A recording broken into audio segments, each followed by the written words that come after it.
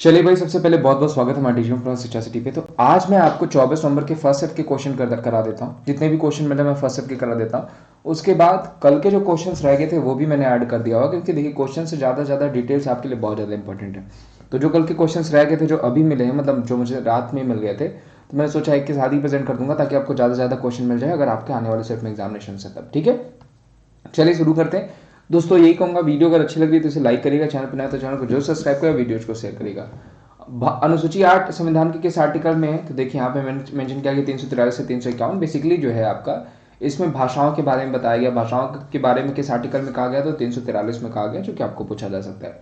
नगर निगम की स्थापना भारत में पहले कहाँ पे हुई थी? तो वो 1687 में अंग्रेजों के समय में मद्रास नगर में नगर निगम की स्थापना हुई थी। उत्तर प्रदेश का हाईकोर्ट किस जिले में है? तो प्रयागराज में। इससे पहले कहाँ हुआ करता था? आगरा में हुआ करता था। अभी कहाँ पे? तो वो हो जाएगा आपका प्रयागराज यानी इलाहाबाद में। लोकसभा का कार्यकाल कितने साल का होता है?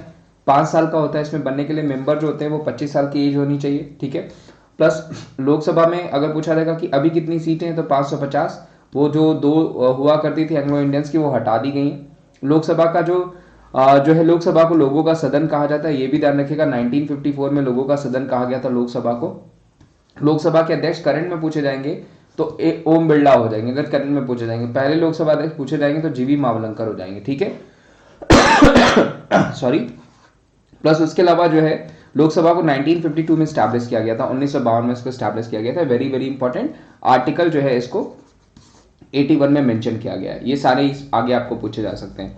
दहेज प्रथा आईपीसी के किस सेक्शन में आती है? तो दहेज लेना और देना दोनों अपराध है। वो धारा 304 बी के दहेज में, तो धारा 498 में बताया उसके रिश्तेदार और कुर्ता को भारतीय दंड संहिता में एकत्रित किया गया, रखा गया।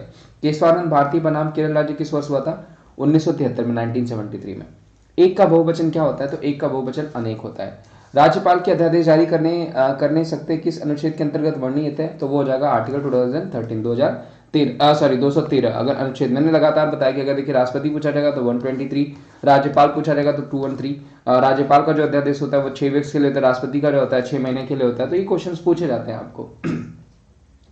आईपीसी की धारा 32 में क्या वर्णित है? देखिए आईपीसी धारा पूछा गया है तो कार्यों को दर्शाने वाले शब्दों के अंतर्गत अवैध लोभ शामिल है, ये आईपीसी 32 में। जबकि आर्टिकल पूछा जाता तो वो कॉन्स्टिट्यूशनल रेमेडीज हो जाता। राज्यपाल की नियुक्ति कौन करता है? तो राष्ट्रपति करते हैं। देखिए राष्ट्रपाल 153 में कहा गया है कि राज्यों के लिए राज्यपाल होना चाहिए। 154 में जो है उनकी शक्तियां बताई गई है, और 155 में एज अ पर्सन जो है वो चुन लिए जाते हैं। तो ये हो जाएगा जो है आपका 155, जिसमें उनको अपॉइंट कर दिया जाता है। महिला संरक्षण अधिनियम कब पारित हुआ था? 2005 में भारत की संसद द्वारा पारित एक अधिनियम, जिसका उद्देश्य घरेलू हिंसा और महिलाओं को बचाना था। ठीक है, और महिलाओं को सहायता उपलब्ध कराना था। ये 26 अक्टूबर 2006 को लागू हो गया था। ठीक है, और 2005 में पारित हुआ था घरेलू हिंसा के खिलाफ महिला संरक्षण अधिनियम जो है। 15 जुलाई 1980 को मंगलवार, तो 15 जुलाई 1986 कौन सा दिन होगा? देखिए ये सारे जो है आपके कैलेंडर वाले क्वेश्चन भी पूछ रहे हैं, इससे पहले भी मैंने आपको बता रखे हैं। सफेद का विलोम शब्द क्या होता है? रंगीन होता है। विधवा पुनर्विवाह किसके कार्यकाल में पारित हुआ था? तो विधवा पुनर्विवाह अधिनियम लॉर्ड हलौजी के 1848 से 1856 के कार्यकाल के दौरान परिचय इसका किया गया था। यह अधिनियम मुख्य रूप से पंडित ईश्वर चंद्र विद्यासागर के प्रयासों के कारण पारित किया गया था। समता का अधिकार, तो मैंने आपको बता रखा है कि आर्टिकल 14 से 18 आपका समानता का ही अधिकार है। 19 से 22 अगर पूछा जाएगा स्वतंत्रता का अधिकार हो जाएगा।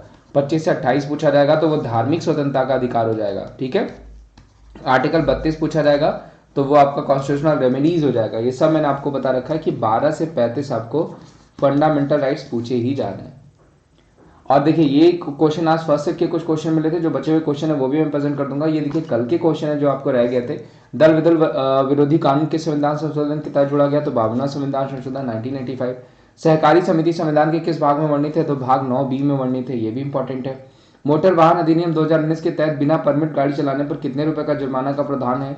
तो वो जाएगा 10,000, जो कि 192A में रखा गया है धारा में। राज्य मानव अधिकार आयोग में अध्यक्ष को छोड़कर कुल कितने सदस्य होते हैं? 2 होते हैं। कार्यकाल 3 वर्ष का होता है, 70 साल से कम की उम्र होनी चाहिए। पीटा फुल फॉर्म किसका हो जाएगा? तो पीटा का फुल फॉर्म क्या हो जाएगा? Prevention of immoral trafficking act, ये पीटा का फुल फॉर्म हो जाएगा। जनहित याचिका की अवधारणा के जनक कौन है? तो वो हो जाएंगे न्यायमूर्ति भगवती, ये भी ध्यान रखिएगा। गोलकनाथ बनाम पंजाब राज्य किससे संबंधित है? तो 1967 संसद अनुच्छेद 368 के अधीन मौलिक अधिकारों को समाप्त या समाप्त करने की शक्ति नहीं रखती, ये आपका संबंधित है गोलकनाथ बनाम पंजाब राज्य से संबंधित।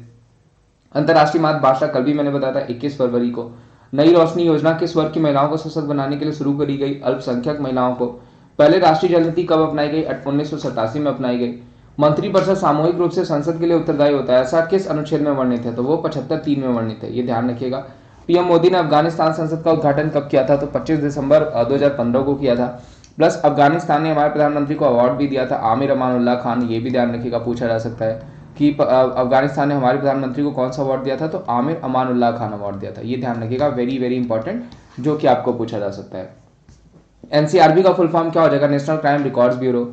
राष्ट्रीय महिला आयोग में कितने सदस्य होते हैं? तो एक अध्यक्ष, एक सदस्य सचिव और 5 अन्य सदस्य होते हैं। 1992 में जो है किसको एस्टैब्लिश किया गया था, ठीक है, नेशनल वुमेन कमीशन। करंट में रेखा शर्मा इसके हेड हो जाएंगे। सबसे अधिक साक्षर राज्य कौन सा है? केरला, सबको ही पता है। पंचायती राज व्यवस्था को अनुसूचित जाति व अनुसूचित जनजाति इन समूहों की महिलाओं के लिए सीटों का आरक्षण प्रावधान किस अनुच्छेद में दिया गया है? तो वो दिया गया 243 का। बेसिकली राष्ट्रीय पंचायत की सभी राज्य व्यवस्थाएं जो है वो 243 से सही हो जाती है। ग्राम पंचायत पूछा जाएगा तो वो आर्टिकल 40 में मेंशन किया गया है। भारतीय संविधान के किस अनुच्छेद में सामाजिक व शैक्षणिक रूप से पिछड़े वर्गों के लिए आयोग बनाने का उल्लेख किया गया? तो वो हो जाएगा आपका 340 में, ध्यान रखिएगा। 1927 में कांग्रेस का अधिवेशन कहां पर हुआ था? मद्रास में हुआ था। एम एन सारी ने उसकी अध्यक्षता करी थी। उत्तर प्रदेश में अर्बन प्लानिंग एवं डेवलपमेंट एक्ट कब पारित हुआ था? तो वो पारित हुआ आपका 1973 में, ध्यान रखिएगा। 1973 में Uttar Pradesh urban planning development act pass किया गया था। कारण कुसुम किसकी रचना हो जाएगी? जयशंकर प्रसाद की हो जाएगी। प्लस इसके अलावा मैंने आपको बताया था कामायनी भी बताया था, आंसू भी बताया था, लहर भी बताया था, जो कि इनकी पूछी जा सकती है, ठीक है। द्रविड़ भाषा शैली कौन सी नहीं है? तो द्रविड़ भाषा शैली में तमिल, तेलुगु, कन्नड़, मलयालम, तुलु भाषा आती है। बाकी इसके अलावा जो रहा होगा वो नहीं होगा। किसने कहा था यदि सभी नीति निर्देशक यानी डीपीएसपी तत्वों का पालन किया जाए तो हमारा देश वास्तव में पृथ्वी पर स्वर्ग होगा? तो वो क्या हो जाएगा? एमसी छगाला। अगर सारे डीपीएसपी को फॉलो किया जाता है तब। एएफएसपीए का फुल फॉर्म क्या हो जाएगा? Arm forces special power act 1958 में इसको एस्टैब्लिश किया गया था और इसका फुल फॉर्म हो जाएगा ऑप्सका का, ठीक है। ये ध्यान रखिएगा, लगातार आपको सीआरपीएफ, बीएसएफ, आईटीबीपी पूछा जा रहा है, ये ध्यान रखिए। राष्ट्रपति का वेतन किस अनुसूची में आता है? तो दूसरी अनुसूची में आता है। कितना वेतन है भाई? 5 लाख वेतन है। राष्ट्रपति बनने के लिए मिनिमम एज कितनी होनी चाहिए? 35 साल होनी चाहिए, ये भी ध्यान रखिएगा। 52 आर्टिकल में कहा गया कि देयर शुड बी ए राष्ट्रपति who will lead the executive system, यानी कार्यपालिका को लीड करने के लिए राष्ट्रपति बनाया जाएगा। पीएफए एक्ट की समिति की सिफारिश पर लागू हुआ था तो 1995 में भूरिया समिति की सिफारिश पे आपका पीएफए एक्ट जो है वो सिफारिश पर लागू हुआ था। भाषा और संस्कृति के अनुसार राज्यों के पुनर्गठन के लिए भारत सरकार 1953 में किसकी अध्यक्षता में आयोग का गठन किया गया था? तो सैयद फजल अली के जो है कि उनकी अध्यक्षता में किया गया था। दोस्तों देखिए, जितने भी क्वेश्चन मुझे मिलते हैं ना वो सारे ही मैं आपको प्रेजेंट कर देता हूं, क्योंकि ये क्वेश्चन देखिए, अगर अब कभी कभी कहते हैं कि क्वेश्चन नहीं थे, ठीक है, तो ये देखिए मैं तो कल के क्वेश्चन पूछ रहा हूँ, आज प्रेजेंट कर रहा हूँ, आज वाले भी कर दे। तो मेन मोटो यही रहता है कि ज्यादा से ज्यादा क्वेश्चन आप तक पहुंचे ताकि आपको सहूलियत हो, आपको ज्यादा ज्यादा चीजें आए, इसके लिए ही मैं प्रेजेंट करता हूँ। अभी तो मैं थोड़ा बीमार चल रहा हूँ, फिर भी मैं वीडियोस प्रेजेंट कर दे रहा हूँ ताकि आपका फ्लो ना छूटे, ठीक है। चले, तो किस अनुच्छेद में धर्म, मूल, जाति या लिंग के आधार पर किसी व्यक्ति का निर्वाचन नामावली में सम्मिलित किए जाने के लिए अपात्र होना और उसके द्वारा किसी विशेष निर्वाचन नामावली में सम्मिलित किए जाने का दावा का प्रावधान है? तो वो दिया है आर्टिकल 325 में। 9वीं अनुसूची की संविधान संशोधन के तहत जोड़ी गई थी तो 1951 प्रथम संविधान संशोधन के तहत। किस पुर्तगाली गवर्नर ने गोवा की सती प्रथा को समाप्त करने के लिए जाना जाता है? डी अल्बुकर्क को जाना जाता है, ध्यान रखिएगा। पूछा जाएगा कौन सा पुर्तगाली सबसे पहले गोवा आया था? 1498 में वास्को डी गामा। किसने गोवा पे कब्जा किया था? तो अल्बुकर्क ने किया था, ये भी ध्यान रखिएगा, जो पूछा जा सकता है आपको। युगांत के रचयिता कौन थे? सुमित्रानंदन पंत, कल भी क्वेश्चन दिया था आपको। बायोचिप किस कंप्यूटर पीढ़ी में प्रयोग किया जा रहा है?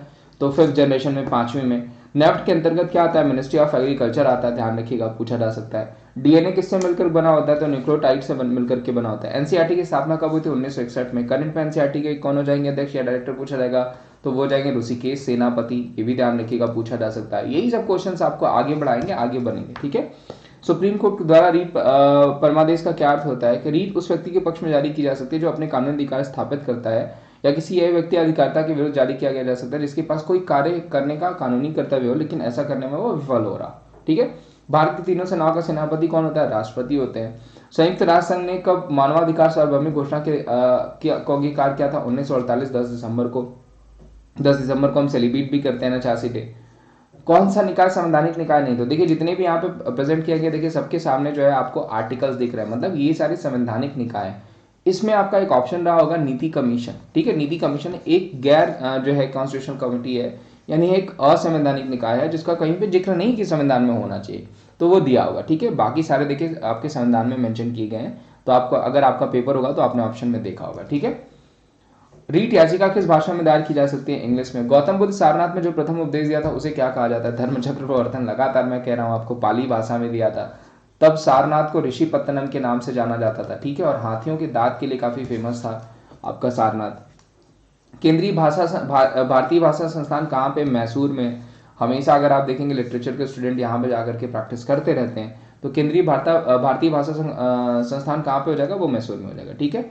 चलिए, ये थे आज के क्वेश्चन। उम्मीद करता हूँ दोस्तों ये सेशन आपको अच्छा लगा होगा। मैं यही कहता हूँ, सेशन अच्छा लगा तो इसे ज़्यादा से ज़्यादा लाइक करिए, चैनल पर नए तो चैनल को जरूर सब्सक्राइब करिए और वीडियोज को शेयर करिएगा। मैं मिलता हूँ आपको अगले सेशन में, यानी सेकेंड स्टेप के रिव्यू के साथ, और उम्मीद करता हूँ वो रिव्यू भी आपको अच्छा लगेगा। उसके अलावा आपको बताया, मैंने अकेडमी पे भी पढ़ाता हूँ।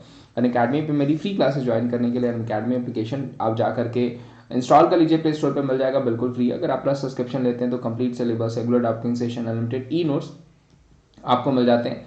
और जो है कि आइकॉनिक बैच कोर्स हो गया, क्लब है, यानी different kind of batch courses है। रीजन का ऑप्शन है जहाँ पे हैंड रेस करके आप अपने जो है कि डाउट्स क्लियर कर सकते हैं इन लाइव क्लास। और 1 मंथ से लेकर 24 मंथ तक सब्सक्रिप्शन ऑप्शन है। जो भी आपको ठीक लगता है वहाँ पर विमलेश@14 कोड यूज करके सब्सक्रिप्शन ले सकते हैं और ऑल सेट हो जाएंगे एग्जाम्स को क्रैक करने के लिए। तो thank you so much, bye bye, take care, ध्यान रखिए अपना। मिलते हैं आपको नेक्स्ट सेशन में।